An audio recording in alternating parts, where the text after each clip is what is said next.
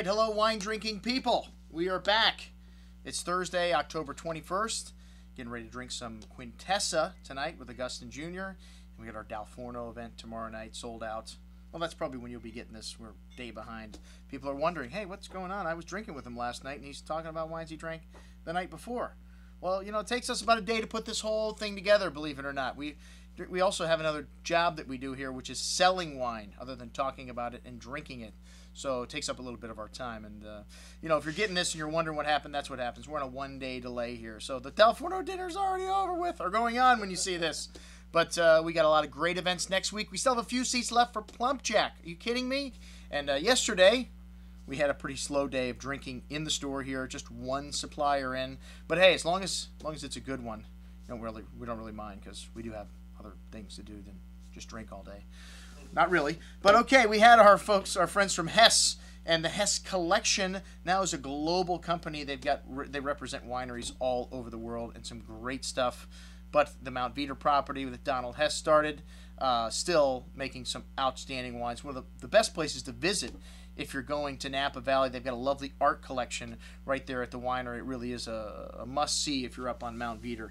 But we had the 2007 vintage of Suscol Chardonnay to start. This is a wine we've been selling a ton of. We got a great price on it, under $20 a bottle now, and it's got the right amount of lightly toasted oak spice. Like a lot of wineries, they've lightened up on the oak here. Nice amount of ripe, juicy fruit here. Also, vanilla bean creme brulee notes as well, and then a nice texture on the tongue. Again, not too heavy with the oak. The oak also adds tannins to white wine, so a lot of these Chardonnays that had too much oak, you really would notice it be aggressive on the back of your palate. But this wine, very fresh, clean, maybe a little light, but still a really nice drink. Like I said, at under $20 a bottle. Next up, the Peter Lehmann Layers. Wow, man, this little GSM blend really over-delivers. There's also a little Tempranillo in there and Carignan for good measure, but a lovely fresh berry pie, kind of like fruit, sweet tobacco spice, fresh herbs, very forward and enticing bouquet.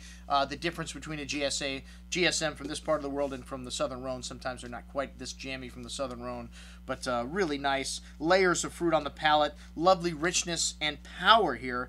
And again, very balanced though, but great little wine for $17. I think we can put this on sale for under $15 a bottle. Man, you cannot beat some of the values you're getting from the Southern Rhone and Southern Rhone varietals from Australia. All right, the Colome Amalaya from the Colchaqui Salta Valley in Argentina. A little bit of a tongue twister on the name there. And the Colome doesn't really appear anywhere on the front of the label. It's a little bit deceiving as to where this wine's from. It just says Amalaya on there. And Amalaya means hope for a miracle. All right, that's what you say when you're selling this wine. Let's hope for a miracle. No, but it is it's pretty nice. It's got Cabernet Sauvignon and Malbec, 75% Malbec. The rest Cabernet Sauvignon, Tannat, and a little Syrah. Bit of a roasted quality to the blackberry and blueberry fruit here. Coffee, fresh plowed earth, and some herbal notes. A little hint of mint chocolate chip in there as well. A big wine on the palate, zesty acidity, and a lot of richness to this wine for a Malbec. But the best Malbecs, as I always say, have got Cabernet or something else in them. Really nice little wine. Let's see what's the price on that. $20, not that expensive. All right, the Sequana Pinot Noir from the Lucia Highlands was next. This wine had a lovely, nice, smoky character to it. A little bit of that bacon fat, some lovely, fresh black raspberry fruit, notes of exotic spice. A bit hot and spicy on the tongue. Lucia Highlands is a very cool growing region. You usually don't get a lot of hot and spicy Pinot from here, but I guess you can pick stuff ripe anywhere in California. Smooth tannins, a little bit of tobacco spice on the finish.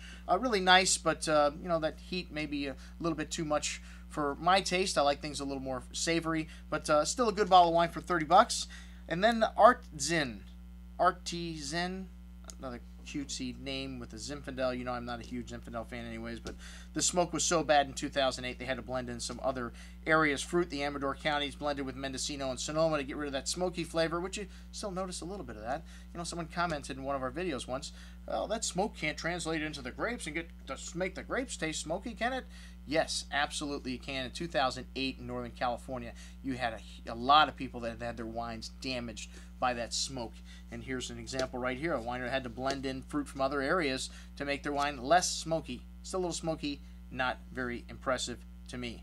Okay, next up we had this Hess Mount Veeder Cabernet. This is their estate bottled juice. One of the best wines for the money in the store for under $50. This wine's come down in price a little bit. We had Randall Johnson in years ago when they had the 92 vintage, the highest rated wine ever from this winery. And what a great guy. What a really seriously smart guy. And you talk to him about, the vineyards in Napa Valley, and, you just want to sit there and glean something from this guy's knowledge, but he's no longer there. But still making some very good wines at Hess. And this wine had some lovely black cherry and currant fruit on the nose, a good hand of fresh plowed earth, espresso, and dark chocolate. Big and chewy on the tongue with lots of tannin, man. Good grip here. You definitely notice the mountain fruit. This wine needs a little time, but still balanced. It's got everything in proportion. Excellent bottle of 2006 Cabernet Sauvignon. The Bracaia tray was up next. This is another one of the properties that Hess represents. And this Sangiovese Cabernet and Merlot blend, the 07, got 93 points in the Wine Spectator. And I mean, it's a nice little wine. It's got a plastic cork, though. One of the things I don't like about it. But really smooth, lovely, drinkable style from Tuscany, and still has that Tuscan kind of hallmark earthiness to it. Very good little wine for $20. All right, hey, last night we had our New Zealand tasting at Cafe Max, and we had some very nice New Zealand Sauvignon Blancs, and that's all I got to say about that. Not very exciting to me, but, nice little everyday quaffers. They've kind of invented their own style of Sauvignon Blanc. They have this lovely passion fruit, mango, papaya, tropical fruit, salad kind of note to it. And, my favorite was the Goldwater. I think they make some of the best wine in New Zealand, and really nice from the Wairau River Valley, a separate part of Marlborough. All the wines from Marlborough, or Martinborough. Marlborough's on the South Island, Martinborough's on the North Island.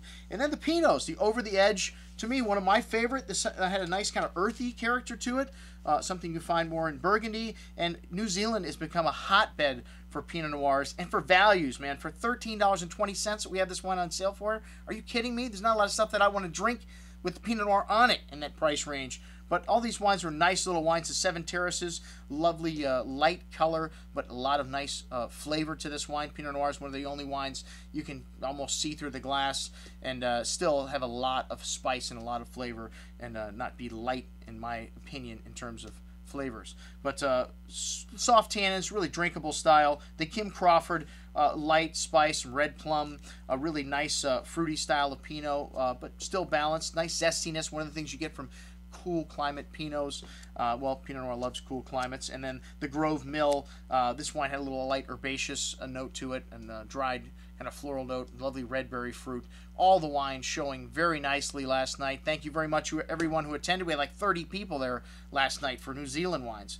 Go figure. All right, I'm drinking wine at home with dinner. Tamer, thanks for dropping off the Ciacci Piccolomini 2005 Brunello. Are you kidding me? Man, these people are on the roll. They're making some of the best value Brunello di Montalcino for under $50 a bottle. This wine had this lovely, seductive red cherry fruit, wild red strawberry, and really smooth and velvety. Very forward. One of the things about 05 and Brunello di Montalcino, these wines drinking good right out of the gates. Usually, I like to keep my Brunello like in a vintage like 04, another 5 or 10 years in the cellar. Wines like the 95 are drinking perfect to me right now. But this 05 is a vintage you can drink while you're waiting for your 2004s. And we had a little 2007 Ciacci Piccolomini Rosso di Montalcino, which was also beautiful. Thanks again, Tamer. Check it out on the email. I'm your host, Andrew Lamposone, signing off for the Wine Watch, saying remember, always drink the good stuff first.